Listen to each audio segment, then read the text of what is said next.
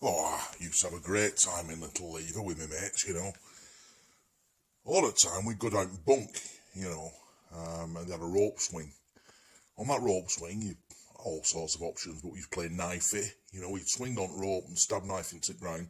The next person had to try and reach it and get it further, and eventually you get a winner. We played taxi. So I jump on, and then my mate would jump on rope swing, I don't know, it didn't break, and somebody else would jump on eventually. The last poor bugger would try and dive on and they'd fall off, and everybody would fall off, yeah, it was fun. It was a good laugh. I always went home with dirty hands and dirty knees, dirty faces. Good times. Oh, we had some fun in Little Lever growing up. Me and my mates, I used to live back at cricket field and my garden backed onto it. So sometimes I could watch cricket for free when other people had to pay, I'd just climb a tree or sit on my fence and watch cricket for free. That was fun. But we used to play on that cricket field. It was just a big expanse of green to us kids. It was fair game, And also a fair game was the groundsman, George Hewitt, he was called. Actually, a nice fella. But we just didn't get it, you see. We just saw that he didn't want us playing football on a cricket field. He didn't want us firing our spoggies on a cricket field. Oh, we had some fun with spoggies. We did indeed. He didn't want us running round and digging up the turf, because his job was to keep the grass plush and the ground nice and firm and even. And crikey, we ruined his day. And I get it now. Poor George, and we got some chases off George, to try and clear us off the field. It must have been the banes of his life. But I was quite fast, you see. I never did get caught. But it was a bit like, you see the cop chases, cops are chasing somebody to the state boundary from Florida to Georgia. And my garden was Georgia, and the cricket field was Florida. And we'd run, and it'd be gaining on us. And then, because I was quite nimble, I'd dive through the hole in my back fence into the safety of Georgia, and he couldn't touch us beyond the boundary. Oh, we had some fun with it indeed. It was great being a dog in Little Lever. We used to run round loose in the 1970s, nobody bothered about colours and tags and leads. We ran round loose, all of us dogs, it was great. Now, I had the run of Little Lever cricket field. That was great. This big, huge field. I'd like to say it was green, but I'm colourblind, you see, because I'm a dog. But anyway, it was just grass, lots of grass, and it was great running round, and there's a gamekeeper there, I think he was, or a groundskeeper. I don't know what you humans call him, a gamekeeper. And he used to try and chase me off, but he was no match for me with my 4 legs. Not a chance was he ever going to catch me. But every now and then, I got a bit excited, because every now and then, a group of people dressed in these white-coloured clothes, I think it's white-coloured clothes, would be there throwing a ball around with some sort of stick that they'd hit it with. I think you humans called it cricket. Well, for me, that was heaven. They were throwing a ball around. Well, that ball, I'm having it. That ball is going to be my ball. And the amount of times I'd run on that field, dodging between their legs, I was the best fielder Little Lever Cricket Club had ever seen. And the amount of times I got away with a ball is fantastic, I tell you. I've lost count. Well, I can't count anyway, I'm a dog. But, yeah, I've lost count at the amount of times I got away with a ball. Growing up in Little Lever as a dog, fantastic. I remember there being an old mine at Bradley Fold, Now, I'm too young to remember the train track being there properly. I remember the bridge over the road and the lines that used to be there, but I never saw trains running.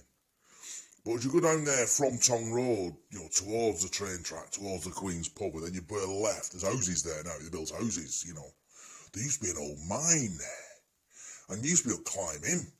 You had a torch, you could go in, and you could see the curvature of the roof and climb in and scramble into the mine, but I might look brave, but I never went further than about 20 yards, I always backed out. I always thought there might have been somebody living in there, that might have got me. So, I always backed out. Now then, that boring bird there that we've just been talking about the mine, if you went further on than that, went a bit further on, you'd come to what used to be called Radcliffe Paper Mill. And there were a stream and all sorts running through there. And it was shut down. I've never known it working as a paper mill. It was always shut down when I was a kid, but we used to play hide and seek in there, sometimes with big lads, and if you got caught, they'd batter you. So you had to make it a good job to hide. But being quite small, you see, I could get into tiny places, so I always hid well, But then I remember when they started knocking it down, they took the roof off, and I've always been a good climber. I climbed up to the top. I was balanced on these two skins of bricks, the loose bricks, and it must have been about 3 stories high. And two of my mates down below, Bernie, I think, and Damien, they were shouting, "Get down, you fool, get down!" I was walking along top, balancing, just kicking loose bricks off towards them. Well, if any of those bricks had hit them, they'd have been dead. But if I'd have fell, lost my footing, I'd have been dead. But you just do stupid things like that when you're kids, don't you? I can't believe it. I think I was braver then than I am now. But yeah, I enjoyed Little Lever. Great place to grow up. Now then, who remembers Cox's farm? It was at the back of Maysfield School. That's right. Well, Farmer Cox wasn't happy with me. No. I remember me and my mate, I think it was Damien and Bernie, I can't remember. But me and my mates, we cut across his field, Cut across his field. Well, the sign said public footpath. So we thought we'd be alright with a public footpath. So we cut right across his field, diagonally across his field, and we crushed a load of crops. Anyway, we ended up on Top Road near where Sparking Clog is now. And suddenly this car pulled up, and it was Farmer Cox's son. I think he must have only been about 14 driving, but he said, "Right, in the car you get, you little scroats, And we got in the car. Stupid, really. I wouldn't advise that. And he took us back to his dad, who gave us a right roasting. Talk about roasted lamb. Oh dear. Gave us a right roasting. We apologised, but we didn't know it said public footpath. Anyway, who'd have thought that Farmer Cox would have a famous daughter, Sarah Cox from Little Lever? Hey? Oh, good times. Now then, whilst we're on the subject of Farmer Cox, I used to go up there when I were a lad and play on farm, And he never bothered. He used to let us go on farm and stalk his pigs and stalk his cows, and yeah, he didn't like us cutting across his field much, as the other one said before, but he used to let us go on farm, no problem. And I used to go up there quite a lot. I remember putting my toe of me foot through a pig sty, a pig chewing on the toe of my Wellington boot and ripping toe off. Hey, you can't buy times like that. You really can't. Well, I remember some stupid kid who always kept coming up on the farm, and he used to walk across the fields. He used to come and stroke my brothers and sisters and wind up the cows.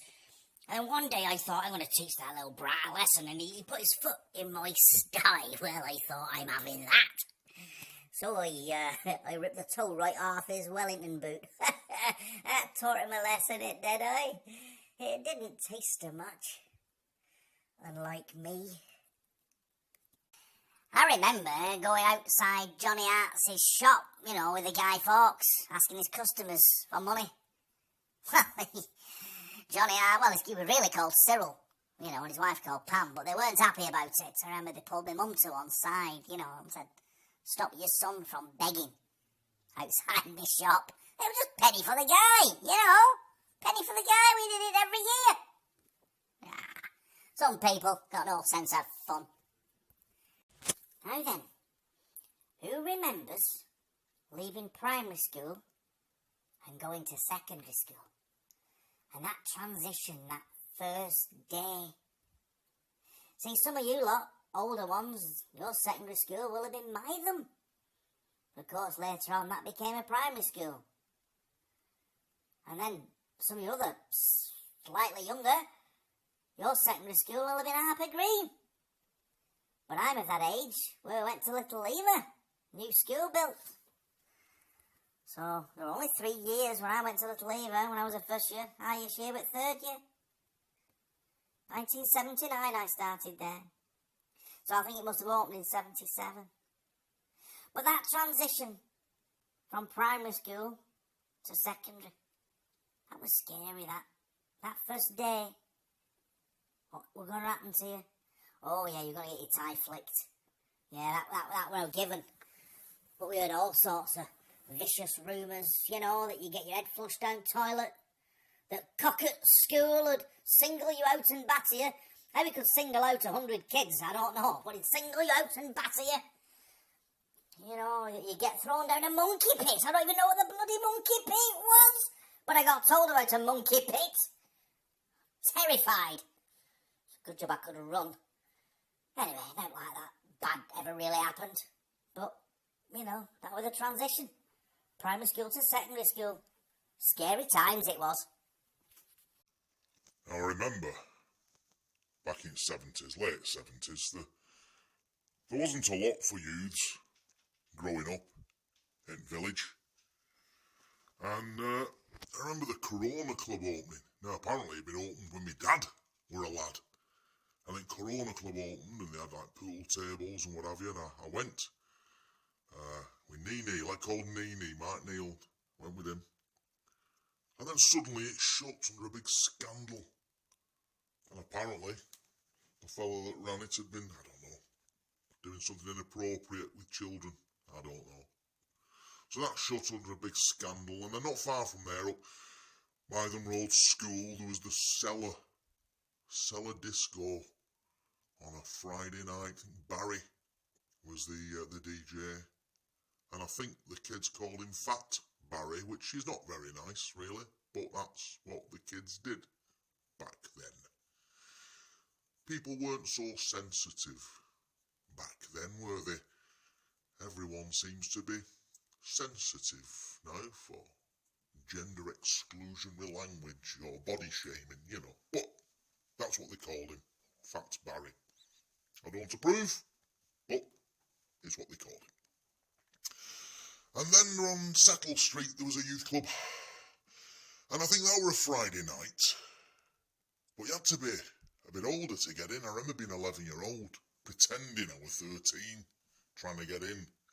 When I was an 11-year-old, I looked about 9. There was not a chance I was going to get in there. So I didn't get in. I remember a chap called Father Pastor opened a thing during the school holidays. He was a lovely guy. I think he was a black fella or mixed race fella. And he was a vicar of some sort. And it's where Sillett's funeral place is now. And he opened a thing there for the kids during the school holidays. And that was great. I loved that. That was good fun. And then we used to hang around at back of Mytham Road School sometimes, a group of us. And we said that a ghost would appear, a white lady. And if you stayed there long enough, when the white lady appeared, you'd never be seen again. So needless to say, we didn't stay there long enough. Well, yeah, the good times, but not a lot of things for youths to do back in the day. There weren't a lot for us to do as kids back in the day, you know, a little labour. So what we did do, and we did lots of it, we got up to mischief. There was me, my mate Bernie, Martin Hamilton and a lad called Damien Ashcroft. And we stood at the end of Princess Avenue, that's where I grew up, and on Ainsworth Road, and it was a dark night, winter's night, you know, and me and Martin Hamilton stood either side of Ainsworth Road, and we pretended to be having a tug-of-war against each other. But of course, there was no rope there, but we pretended there was. And a car came along, speeding down Ainsworth Road, screeched to a stop, believing 100% that two idiots were pulling a rope across the street. Which of course we weren't. But what a laugh. The driver gets out and he was not happy. Talk about aggressive. 0 to 60 in a millisecond, this chap. If you damage my beep car... Well, my mate Damien, brazen as a brazen thing on a brazen day, says, but there was nothing there. But there was nothing there, in the most annoying voice possible. Well, this fella gave chase. But this fella was no match for 4 young teenage rapscallions who bombed it down to Victory Road Park and hid in the park, and he just ended up leaving his car on Ainsworth Road while he chased us for nothing. Good fun. Absolutely brilliant times, but ooh, very naughty. So I tell you a tale about my mate Bernie, who was good at throwing things and getting away with it. Like the time he threw a pebble at a passing lorry and ran off into the bushes, leaving me to take the blame. And another time when he threw a load of gravel at a woman who was walking past on the cricket field. And she promptly turned round, very angry as you would be, marched over to us and slapped Elliot Brown squarely across the chops because he was the tallest one of us. And Elliot had nothing to do with it.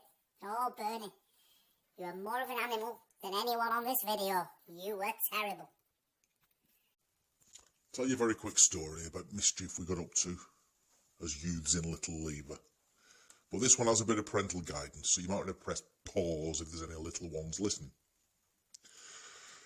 Me, Martin Hamilton, my mate Bernie decided to get up to a bit of mischief with an old glove that we found and a stick. We were going to make a hand on the end of this stick to wave at people, to slap people with, to whatever, you know, but it was going to be fun. So we got this stick and we inserted it into the finger of this glove. And in doing so, the stick formed a ridge just before the tip of the finger. And this ridge and the roundness of the tip of the finger made the glove look remarkably phallic. And we also discovered, to our absolute amazement, that under the orange streetlight, it looked flesh-coloured. There was even a hole in the tip of the finger. And that's all I will say. We had a lot of fun with that glove, and there were a lot of shocked faces in Little Lever that particular winter. I remember one time my friend Elliot, he used to like to bake, and he was baking some sort of chocolate fudge cake or other. But he decided, before he'd started the actual baking process, that the mix wasn't right. So he decided that would be thrown away. But he discovered that if you piped it out, it looked like feces. So we got a load of this mix and some plastic bags and cut holes in the end. And a round little lever. We put lots of fake, edible feces on walls, on the shelf in the telephone box. Oh, strategically placed all over the place, smaller, getting bigger, getting bigger, getting bigger. It was such fun. It's very, very naughty. But you had to make your own mischief in them days. Make your own entertainment. I remember growing up in Little Lever, we used to go out on our bikes. All the time we'd be out on our bikes. We'd go everywhere. Uphill, down dale, down the bunk. We'd go anywhere on our bikes. There was no place where a bike couldn't go. in the stream, anything. People used to build their own bikes as well from old spare bike parts. Cow-horn handlebars, racer handlebars, all sorts. But I had a Tomahawk Formula 3. I know mates of mine had a chopper, but I had a Tomahawk Formula 3 with 3 gears. Oh, loved it, loved it.